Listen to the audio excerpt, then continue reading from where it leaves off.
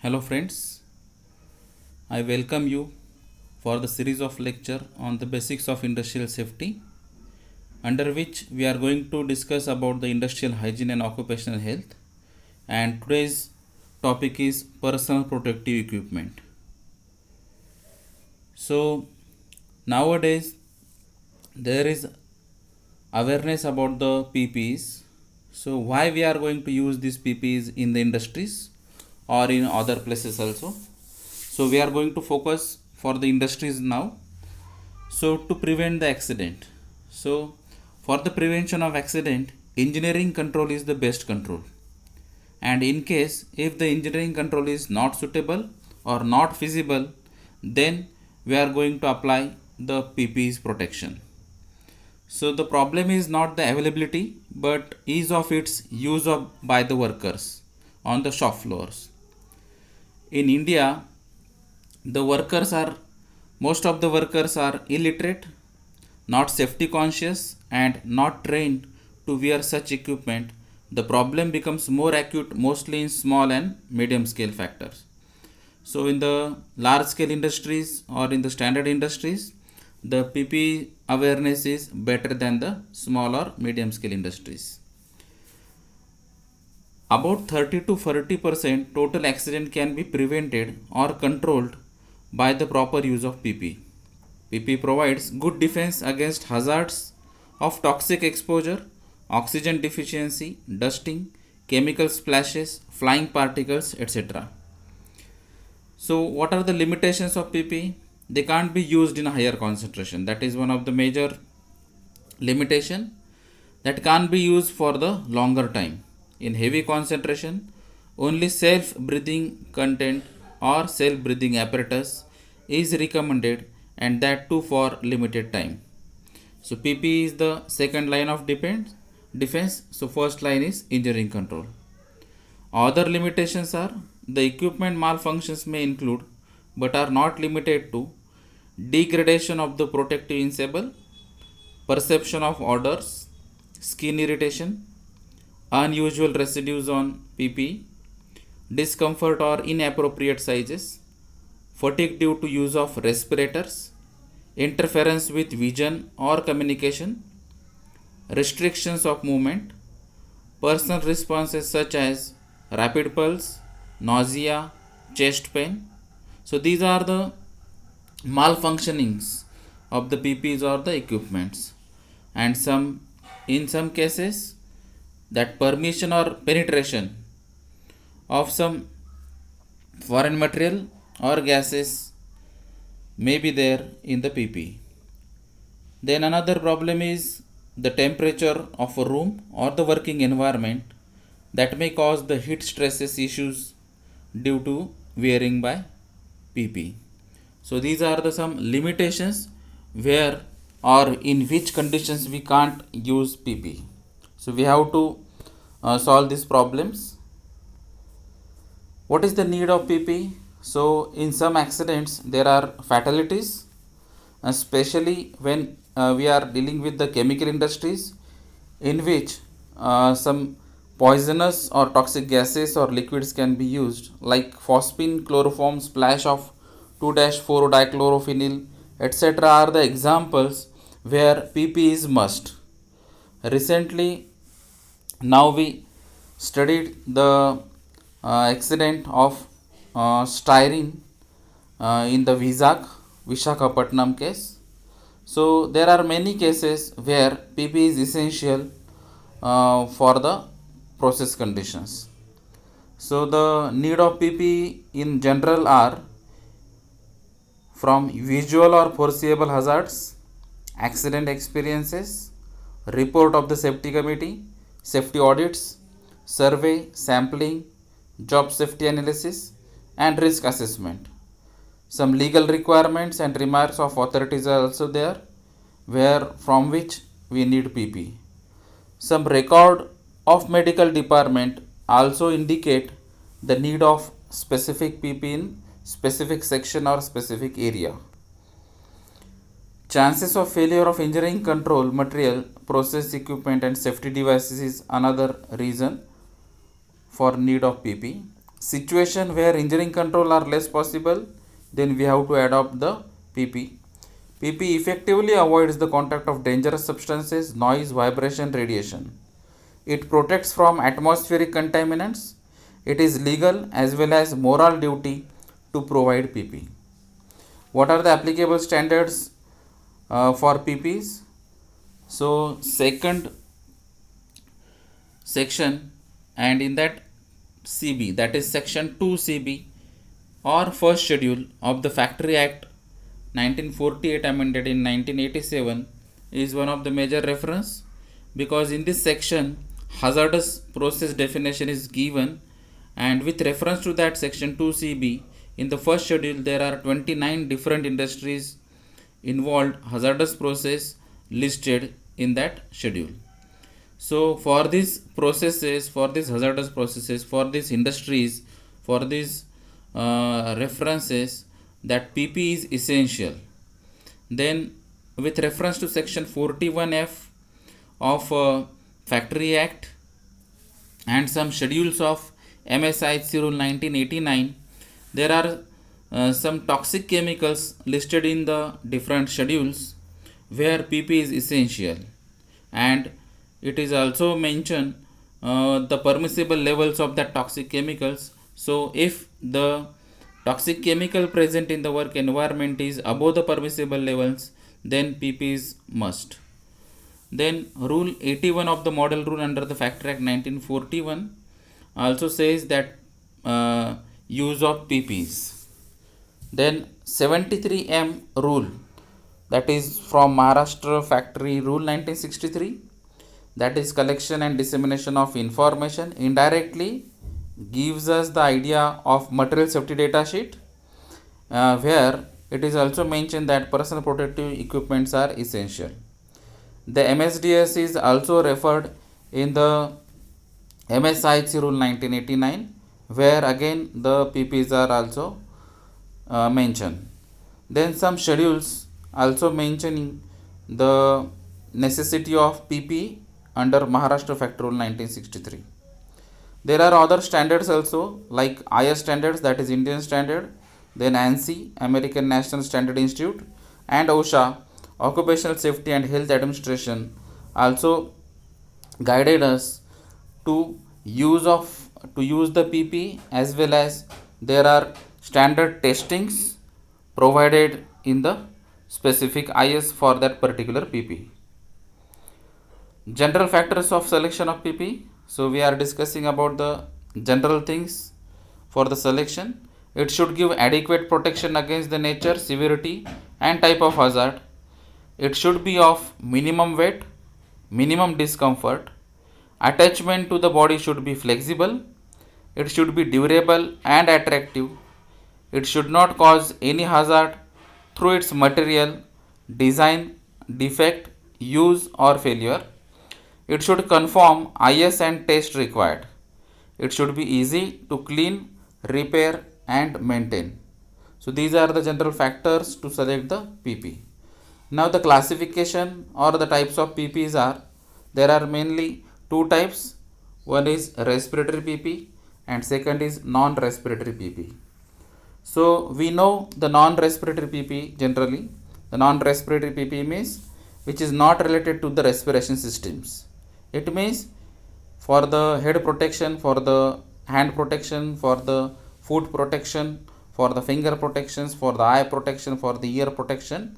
So there are different PPEs like hard hat, helmets, goggles, ear plug, ear muffs, shoes, etc. So these are the examples which are covered under non-respiratory.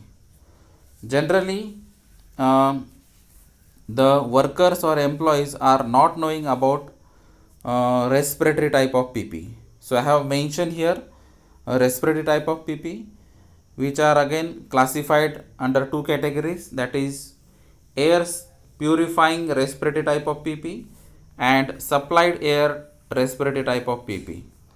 So this air purifying PP is again classified as chemical filter, using chemical filter, or using mechanical filter, or using the combination of chemical and mechanical filter. So where the purified air or pure air is not present, or due to some welding, cutting, grinding operation, or due to different operations, some fumes or gases are generated and air is impure. So for that purpose, the purified air respiratory type of PP can be used. So in case where the chemicals are present in the air, so we have to adopt chemical filter. In case only dust is present like construction sites, so we have to adopt mechanical filter. And in some cases, if the dust as well as gas or mass or fumes are available, then we have to adopt the combined chemical and mechanical filtered air purified respiratory type of PP, right? So in the supplied air, if the filters are not available or not feasible, or with the help of filter it is not possible to work on a continuous basis, then we have to adopt airline respirator or SCBA. So in case the air is not purified, then we have to supply the pure air with the line. So we can give the air supply to that particular person or to the working environment for that particular time. So this is called as airline supplied air respiratory type of PP. In the airline type of PP, airline respirator or suction or pressure hose mask or air supplied suits can be used. So these are the some examples of airline supplied air respiratory type of PP. In the SCBA, self-contained breathing apparatus. So here line is not needed, but the cartridge is needed. That cartridge may be one time or damage type or maybe recirculating type. So if the oxygen cartridge is there and we are going to use this SCBA, and if it is damage type, then that compressed air or compressed oxygen can be used for that particular time. So this SCBA means self-contained breathing apparatus. So we can breathe for that time being with the help of that particular apparatus which provides us the pure oxygen, right? So if the work is more or the time is more, then we have to adopt the recirculating type SCBA apparatus. So in this case again the compressed oxygen or regenerated oxygen. So here the oxygen is continuously supplied for that SCBA. So it is not of damage type. So these are the different type of PPs. Especially I have discussed about the respiratory type of PP. So some non-respiratory type already discussed. So we are knowing about these type of PPs like hard hats, helmet, goggles, earplug, face shields, gloves, uniform, shoes, etc. Now these are the highest standards from which we can judge that the PP is appropriate or suitable, or it is already tested with the help of Indian standards. So these are the some examples like non-respiratory PP. So suppose for the head protection, hard hat or helmet are used. So for the hard hats and helmet manufacturing, we have to adopt 2925 or 4151 or 9562 or 7692, etc. So these are the different standards for different manufacturing process, for different colors, for different testing purpose, etc. So likewise for the eyes and face, hearing, hands, foods, clothing. So all the standards are given. Most of the standards are given in this list. Then for the respiratory type also, suppose for example 8318, it is the highest standard which is used for the identification marking for air purifying canisters and cartridges. So there are different purposes of these standards and we have to adopt these standards for that particular conditions or the applications. Likewise 8347, 8522, 8523, 9473, etc. are used for the PP. Then selection and classification of PP. Now we know what is mean by PP, why we are using this PP, what is the need of PP, what are the classification of PP, then how to select this PP. So the selection and classification of PP on the basis of body parts and hazards. So according to the body parts and hazards, the selection and classification is different. So if the body part is head, then the hazard may be falling object. So the PPE necessary is hard hats and helmets. So on the basis of these body parts and hazard, we can judge or necessary PPE. So for the eyes, chemical splash, dust, flying particles or gases may be the hazards. So for these hazards and to protect the eye, we have to adopt safety glasses, goggle, face shields, etc. So likewise for the ear, nose, face, hand, body, foot, and for the overall protection of the body, we can adopt the necessary PP by finding out the hazards. So again the different selection and classification criteria, and this is specifically for the respiratory type of PP.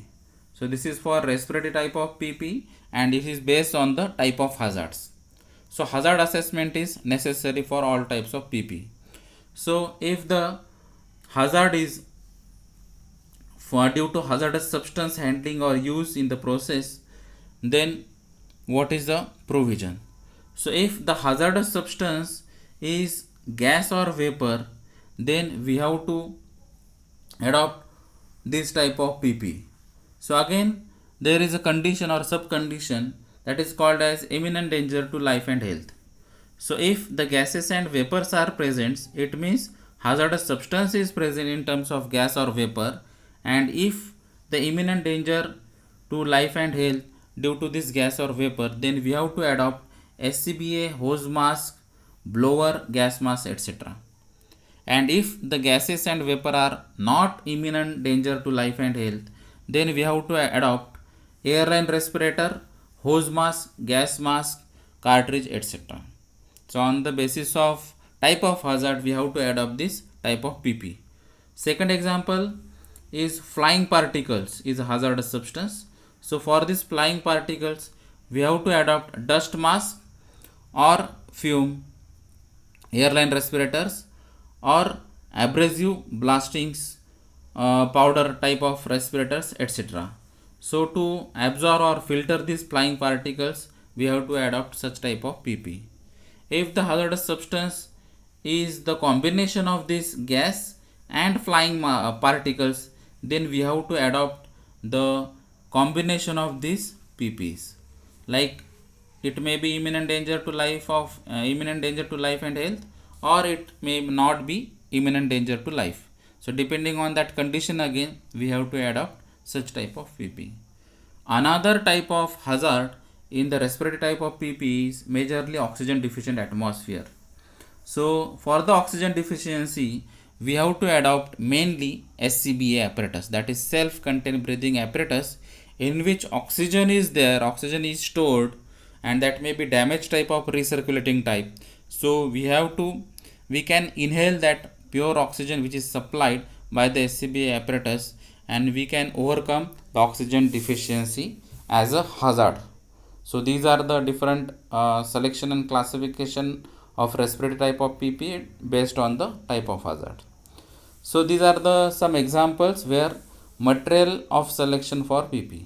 Suppose for example, falling objects or flying particle or cuts and abrasion is the hazard in our industry, then we have to adopt metallic material.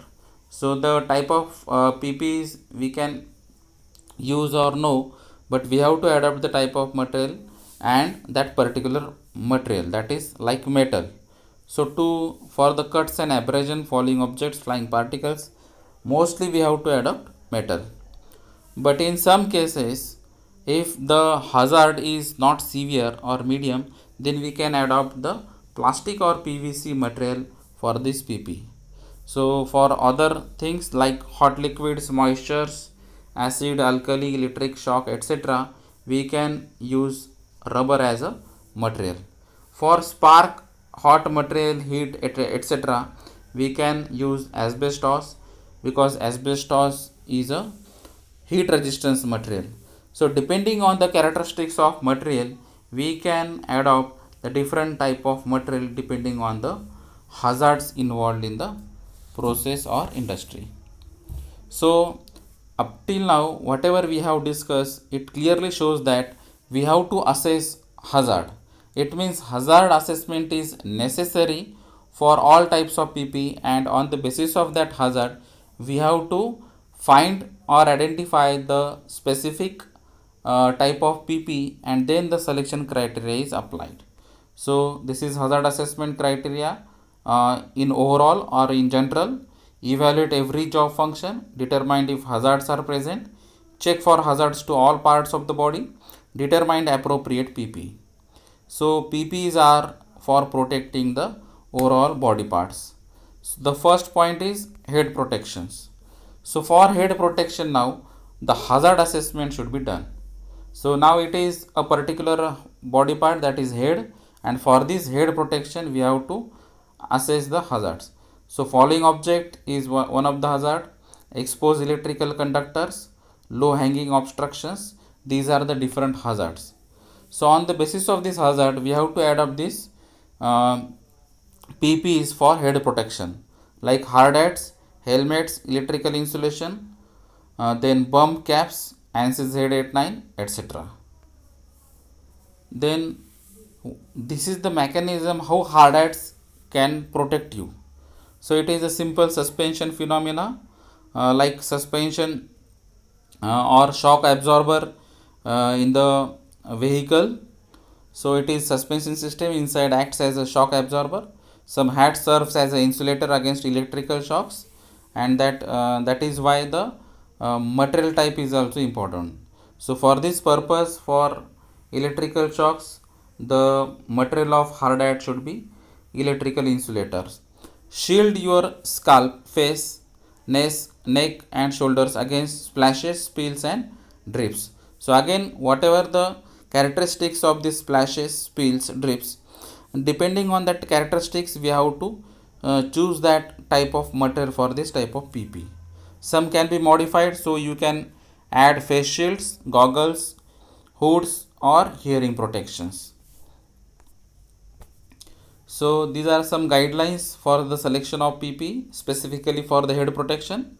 It is necessary to ensure that the appropriate protective hard hats are provided to responders working in areas where there is a potential for injury due to the head from falling or moving objects. So depending on this type of hazard, that PP should be choice.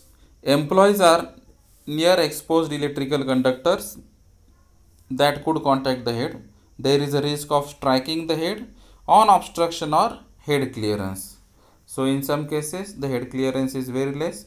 So depending on the type of hazard we have to adopt that PP. Then overhead construction activities are in progress. So bump cams are not equivalent to hard hats and should not be used to provide protection for impact generation or electrical hazards. So every PP is having a different purpose or specific purpose. So now for the eye and face protection, the hazard assessment should be done. So these are the hazards like flying particles, molten metal, hazardous liquids, acid or caustic liquids, gases or vapors, light radiation, etc. So to protect these eyes and face, we have to adopt safety goggles.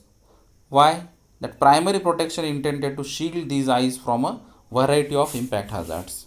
Goggles, primary protectors intended to shield the eyes against flying fragments, objects, large chips and particles. So depending on the type of chips or objects which can fly in the work environment, on that basis only that goggle should be wear.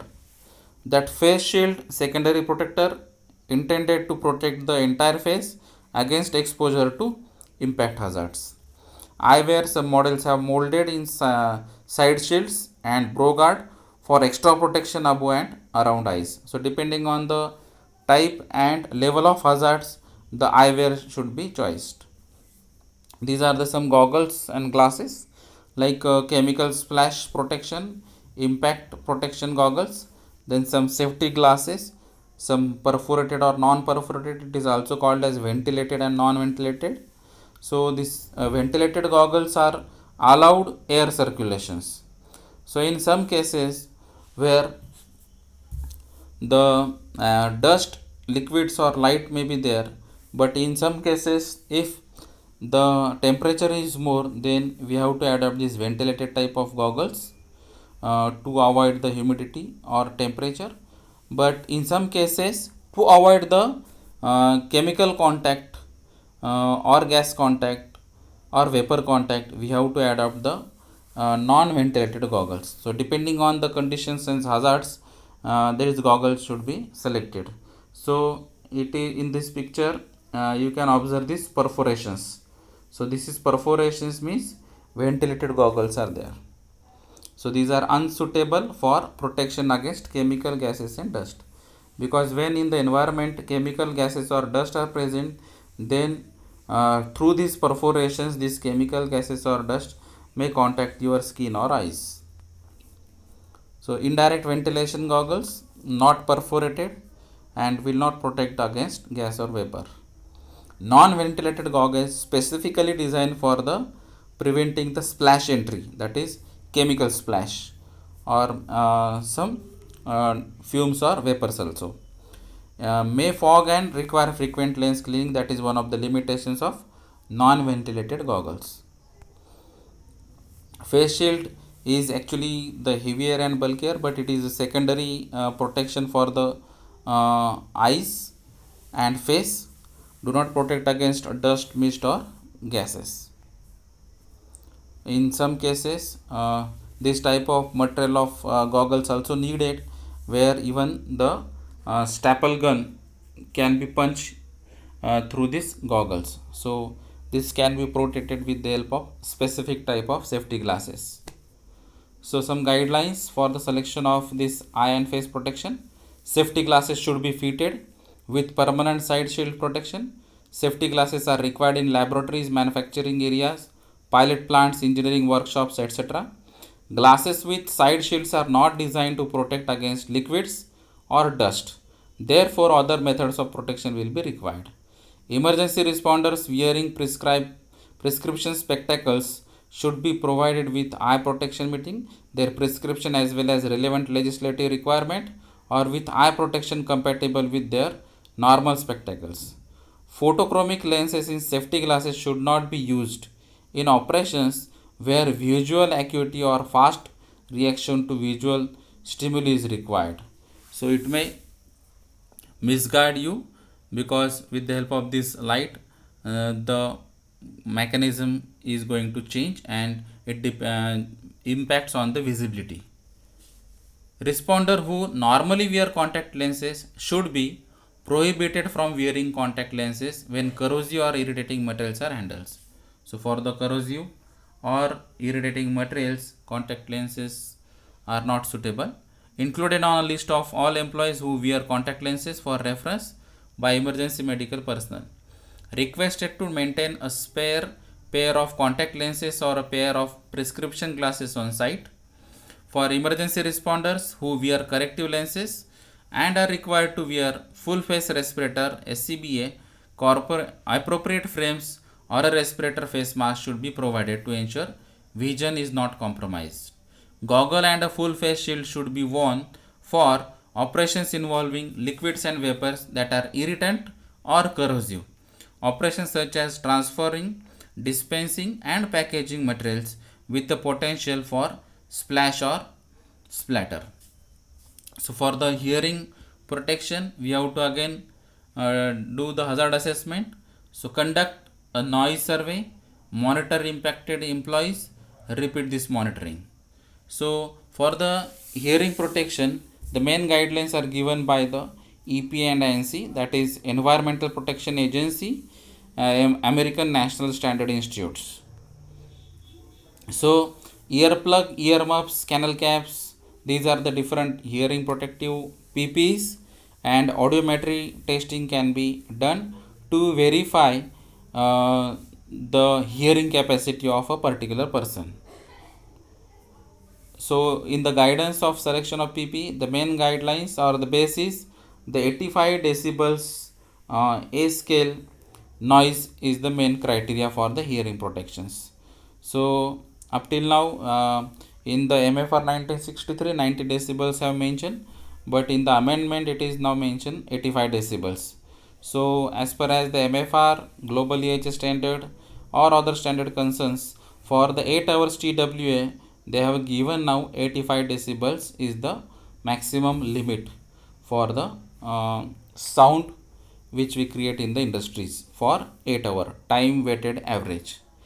It means that for the 8 hours average sound, that maximum permissible limit is 85 decibels on the A scale. Then hand protection. So we have to do again the hazard assessment. Skin absorption of harmful substances, severe cuts or lacerations, severe abrasions, punctures, chemical burns, thermal burns, frost bites are the different hazards involved for the which are related to the hands. So it is mostly important because statistical says that 20% of all disabling accidents involves the hands. So some are the examples like cuts, punctures, sprains, crushing injuries are the major examples for the hand accidents. So the for the protection of these hands we have to adopt gloves. So the gloves normally we are using the cotton, leather, latex, Viton, butyl, neoprene, PVC, nitrile, etc. So depending on the conditions and what type of hazard we have to reduce, or which type of hazard we have to eliminate, depending on that only we have to adopt this type of gloves. So on the basis of that hazard, that material should be selected, and on the basis of that material we have to adopt that type of gloves. So for example, disposable vinyl deliver comfort, flexibility and sensitivity. Transparent white 5 ml vinyl, non-allergenic alternative to latex, lightly powdered or powder free. So these are the some characteristics of the disposable vinyl. Now it is coated gloves. So where cut may be the hazard, puncture may be the hazard, abrasion may be the hazard, so we have to adopt this coated gloves. Then latex coating on palm, fingertips and thumb. Crinkle finish or for superior grip in wet and dry applications. Tacky nitrile coating for sure grip. The light nylon shell for dexterity and offers better fit and grip than uncoated cotton or stringent gloves. In some cases, we have to adopt reusable latex, that is versatile gloves. 18 mil 100% natural latex, excellent tensile strength and sensitivity, good grip. Resist detergents, acid, salts, caustic, fats and alcohol. Cotton lining for ease of donning. 12-inch length protects wrist and forearms. In the latex, in the previous slide, reusable, now it is disposable type. So in some cases, the disposable latex should be used. Strong, comfortable and economical. Texture fingertips for secure grip. Available lightly powder or powder free. In some cases, the combination of latex plus neoprene. So comfort of latex plus chemical protection of neoprene provides excellent chemical resistance against acids, oil, grease, salts, animal fats, battery acid, then resistance of puncture, tears, abrasion. Ideal for auto and battery manufacturing, chemical plants, cleaning, printing presses and wiping down machineries. In some cases, we have to adopt butyl gloves, that is offer greater resistance to gases, water vapors than the neoprene. So where the gases and water vapor are the main hazards, then we have to adopt the butyl. Provides greater safety when handling toxic substances like ketones, esters, etc.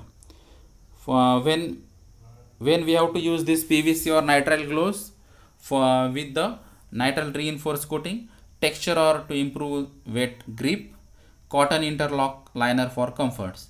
So when the grip is the major issue, then we have to adopt this PVC or nitrile gloves.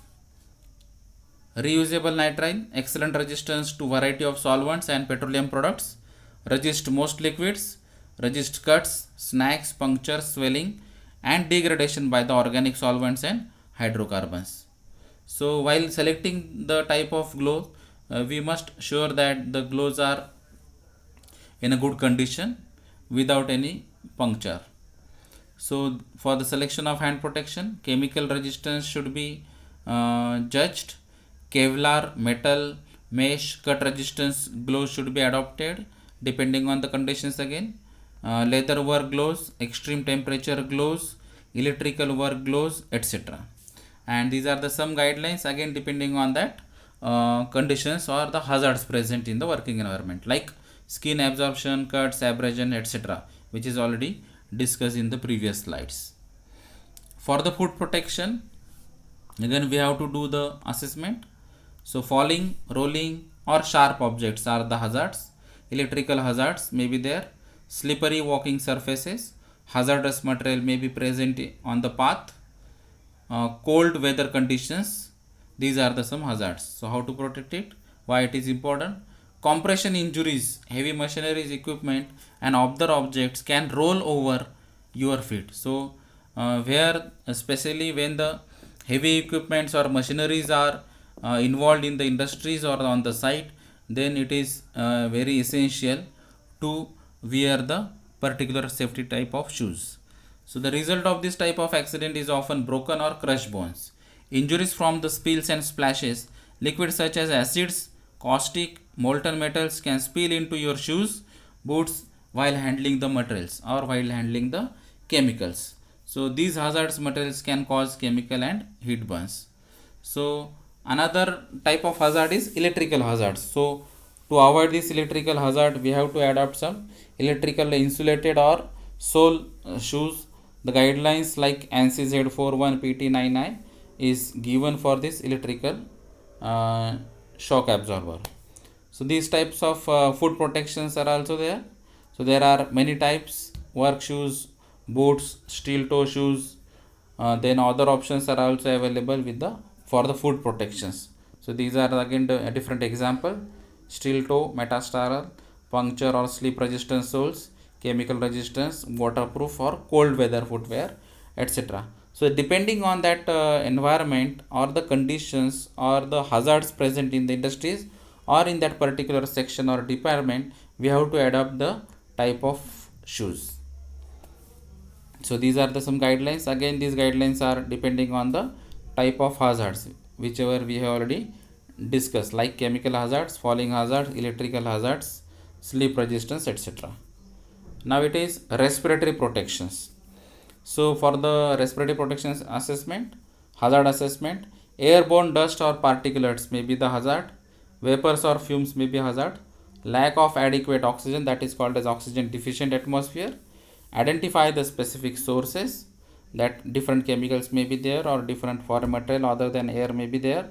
Review the work processes, monitor the exposures. So we have to repeat the work monitoring continuous basis, because there may be some fumes, gases, vapor, dust or different foreign material present in the air due to other process or due to change in the environment. So these are called as respirator to protect the respiratory systems. So hazardous substance assessment may be done to determine if you need to wear a respirator. If you are required to wear respirator, you will be included in your respiratory protection program. So we have to add this respirator protection program or training program to how to wear this respiratory system, how to test this respiratory systems, and how to use and maintain this respiratory type of system. So when the chemical industries or the industries where you are going to use the chemicals, especially which are solvents, liquors or which can convert it into gases or vapors, then we have to adopt the respirator and their use, maintenance, training type of programs. So for the selection of respirator, you have to test yourself that this respirator is foolproof or not, whether the leakage is there or not. Is it 100% seal? Because only then it is useful to breathe the pure air. Otherwise, it may contain the other fumes or gases or the impurities which are present around the this gas mask or respirator. Dust mask only suitable for non-hazardous, non-respirable noisance dust.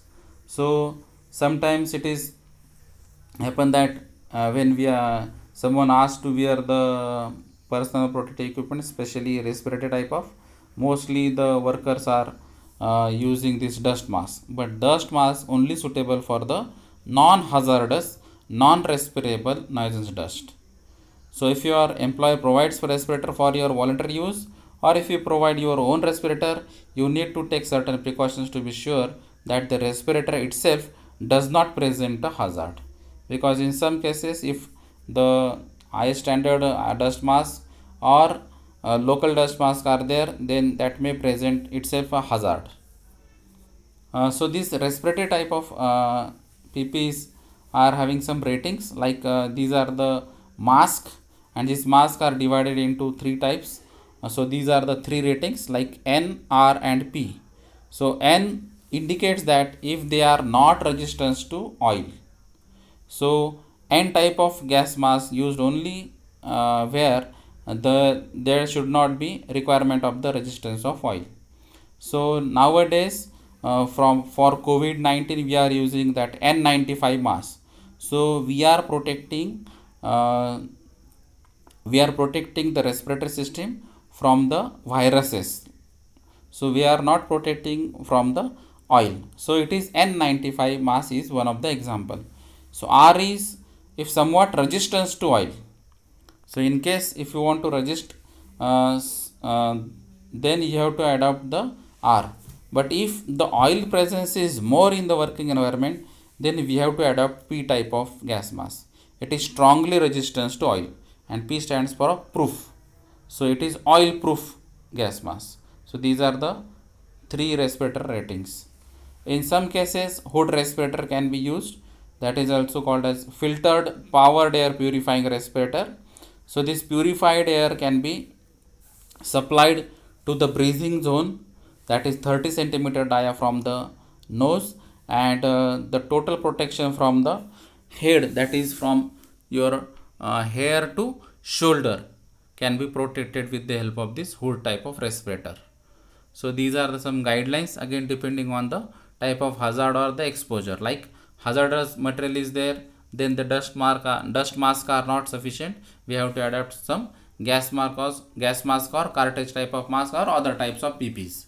And then for the emergency responses activities, depending on the condition, again we have to adopt the respiratory type of PP. So for the confined space entry, for the emergency evacuation, in some cases oxygen deficient atmosphere may be there. So for that particular condition, particular respiratory type of protection equipment should be adopted. So these are the some protective clothing and vest now. So uniforms, disposable clothing, vest, cooling visibility, cold weather protection are the different examples where we can protect overall body, and in some cases we have to for the visibility we have to adopt this type of vest. So for the assessment type, hot or cold material or objects, that may be the hazardous material, that may be the hazard, welding hazards, heavy, sharp or rough materials, moving machineries, these are the types of hazard, and due to this hazard we have to adopt this chemical protective clothing. So this picture shows the different examples of chemical protective clothing. So CPC is want to prevent harmful chemicals from coming into contact with the skin or eyes. So skin means overall body. So to protect our overall body, to protect our skin or eyes, we have to adopt chemical protective clothing. It provides a barrier between the body and chemicals that have a detrimental effect on the skin or that can be absorbed through the skin affecting other organs. Used with the respiratory protection, properly selected clothing can protect personnel who work in the chemical environment. So it is specially designed for the chemical environment. Protective workers against skin exposure requires use of most effective CPC Of primary importance is the selection of clothing made from a material that is most resistant against the chemical concern. Other selection criteria that should be considered include style, probability of being exposed, areas of decontamination, mobility of the wearing clothing, durability of clothing, cost, etc. No one material affords the maximum protection against all chemicals. So only one material can't protect all types of chemicals. It is not possible.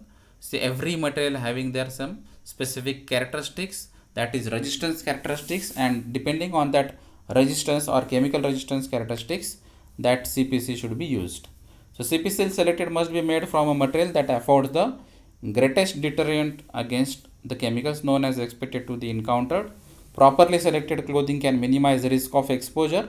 Chemical substances may not protect against physical hazards such as fires, radiation hazards, and electrical hazards. So for the fire hazard, radiation hazard, and electrical hazards, different type of materials can be used.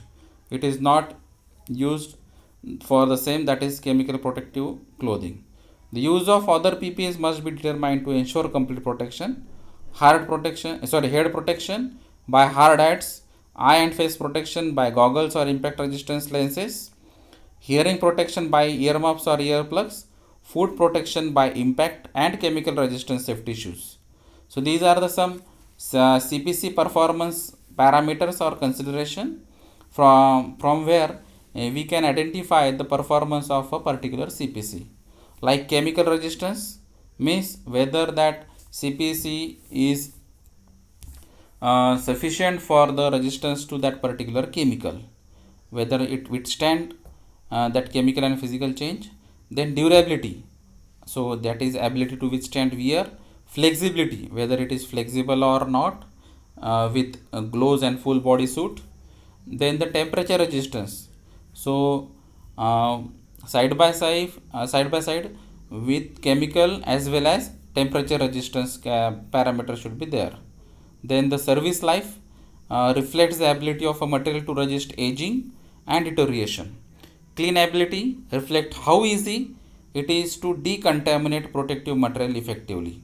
So it is again very useful and important if you want to use or reuse the CPC again and again. So that decontamination is again important. Nowadays you know that like COVID-19, decontamination is very important. So the health and hygiene part is very important as per as this cleanability of that particular CPC is used.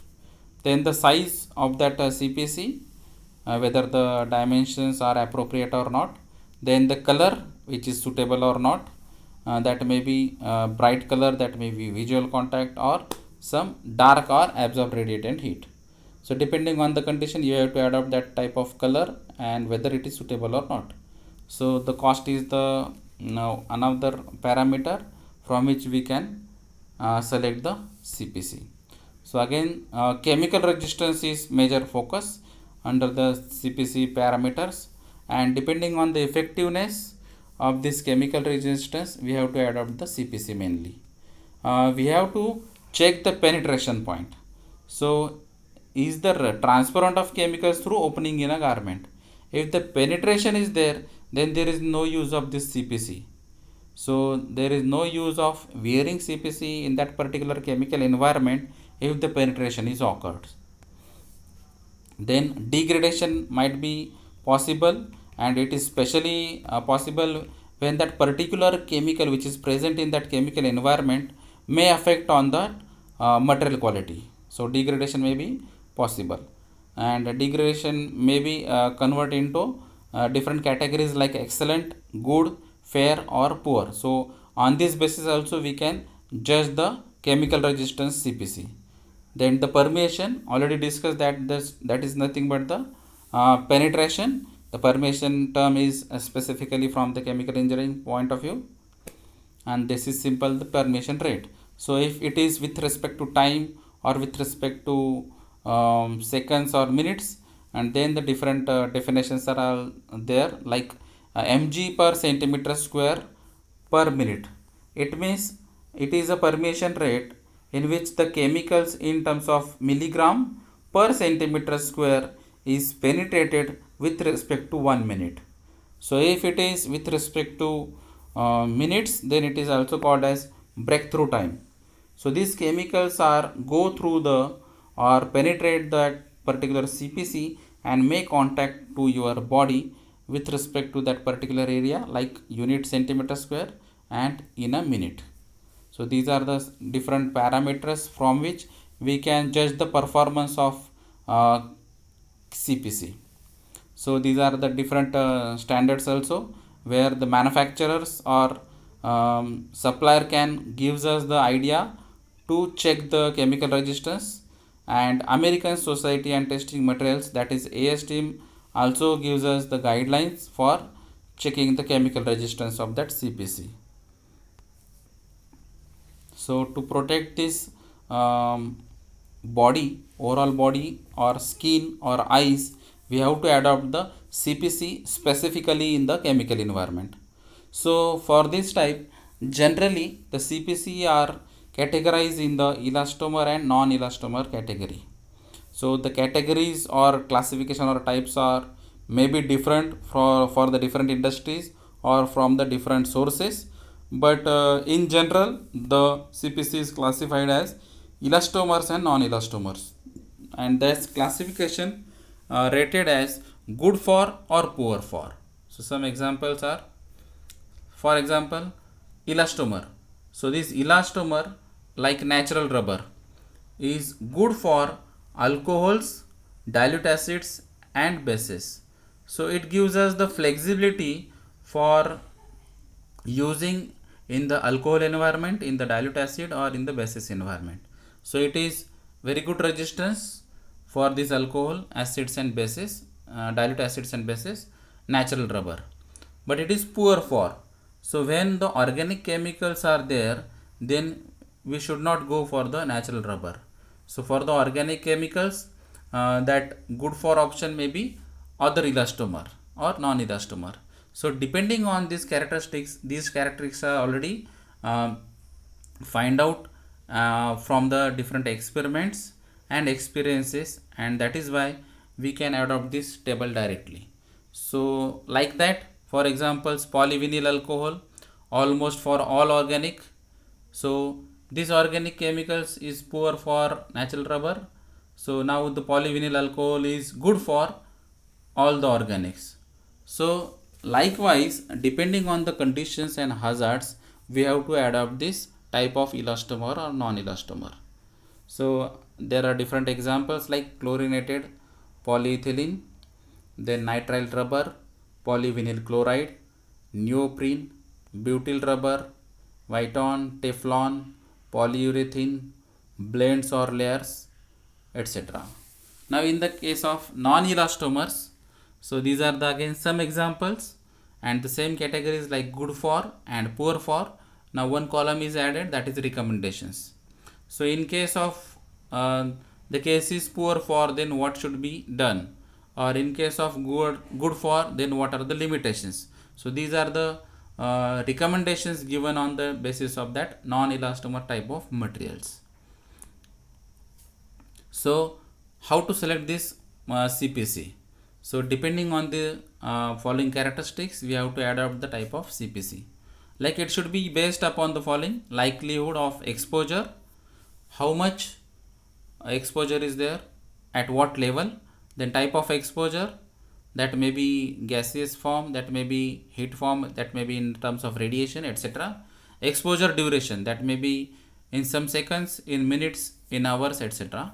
And frequency, so during 8 hours duty, that may be one times, that may be twice, thrice, etc.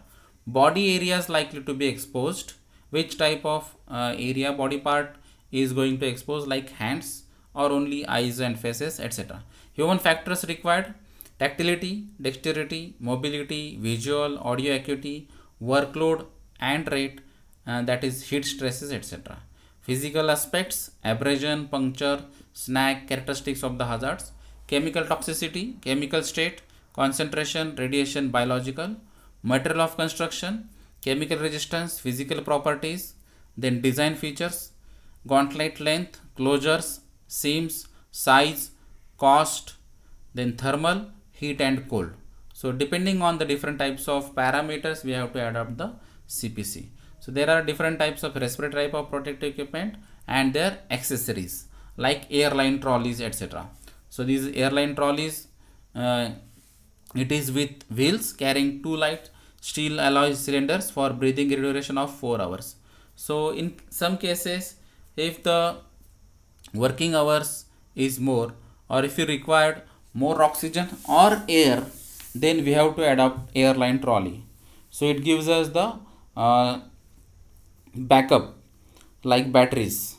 The cylinders come with pressure reducer and pressure gauge, acoustic warning, device and connection hose for two cylinders plus connection for a second operator. The 50-meter hose is wound around a revolving spool when not required. Cart includes one full face mask for pressure, a self-positive demand wall complete with a belt for the support of the connection between the hose coming from the trolley and medium pressure hose of the air demand wall. So these are the examples of airline trolley. Then self-rescue protective hood can be used. It is ideal for the escape from the rooms and buildings contaminated with toxic. So it is specially designed for the escaping from the rooms and buildings where the toxic fumes or gases are present, and especially in case of fire. The hood is a fire resistance and heat coated fabric hood with flame resistance and not distorting visor. Rubber half mask fixed inside the hood equipped with exhaustion wall. Multi-purpose combine after provides the necessary protection. It is available in a box wall mounted case carrying bag. A simple apparatus designed for oxygen supply in case of breath arrest or respiration failure. Suitable for first aid as well as for heart patients. It is mainly used for the oxygen supply when the breath arrest or the respiration failure or the heart issues can be problem. So this is the self rescue protective hood. So auxiliary breathing arrangement, oxygen inhalation when enough breathing is not possible by a wounded or sick persons. So how to use and maintain this type of PPE? Up till now we have discussed various types of PPE, that may be respiratory, non-respiratory, and under that subcategories are there, and how to use now and maintain this PPE. Proper use and maintenance are essential to ensure a successful PPE program.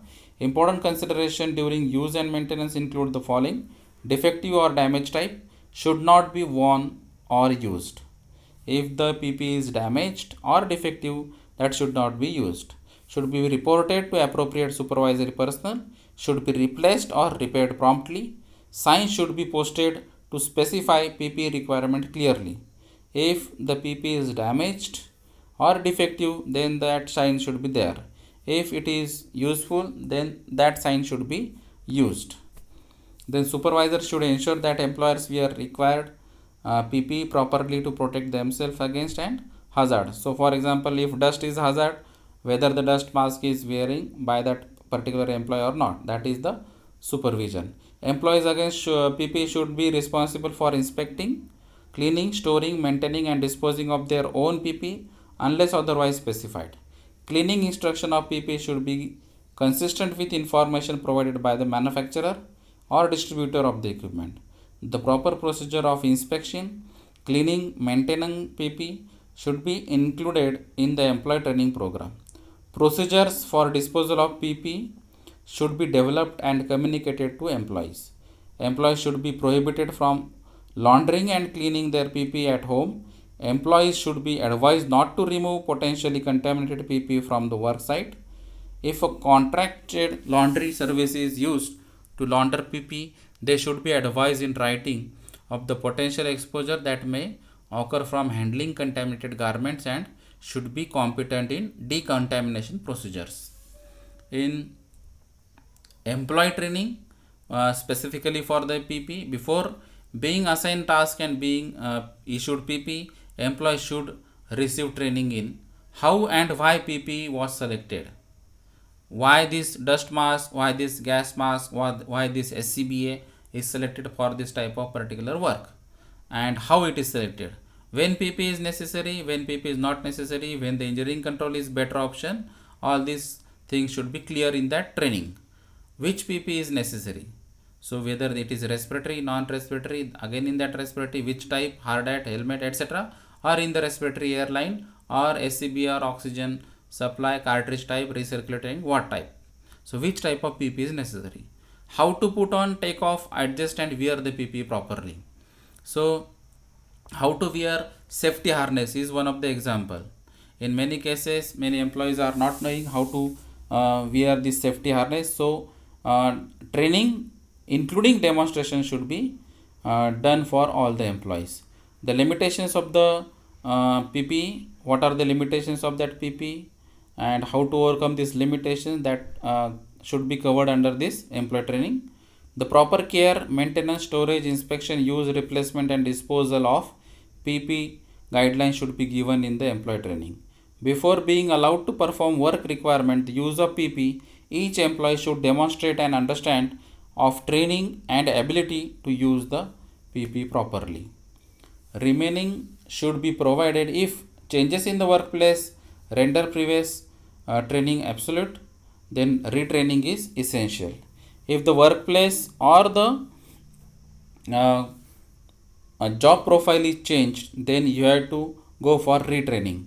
Changes occurring in the type of PP used or available. If you are working at height, now we are working for under the ground, then that training should be done again. Employees are found to use PP that is inconsistent with the appropriate practices and procedures. The training record should be retained for the duration of each employee's employment.